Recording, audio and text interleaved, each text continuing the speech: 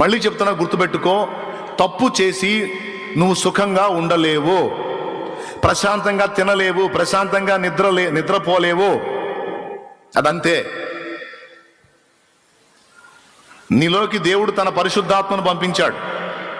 పరిశుద్ధాత్మ నీలో ఉన్నంత వరకు తప్పు చేసి ప్రశాంతంగా నువ్వు ఉండలేవు. ఉందామనుకొని పిచ్చి చేష్టాలు చేయటం నీ బుద్ధిహీనత అవుతుంది.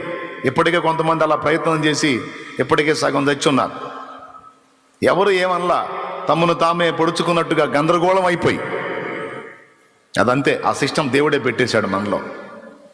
ప్రశాంతంగా ఉండలేం తప్పు చేసి. పరిశుద్ధ జీవితంలోనే మనకు హాయి ఉంటుంది కానీ, పరిశుద్ధ జీవితంలోనే మనకు ప్రశాంతత ఉంటుంది కానీ, పాపములో మనకు ప్రశాంతత. మళ్ళీ చెప్తున్నా, గుర్తుపెట్టుకో. తప్పు చేసి నువ్వు సుఖంగా ఉండలేవు, ప్రశాంతంగా తినలేవు.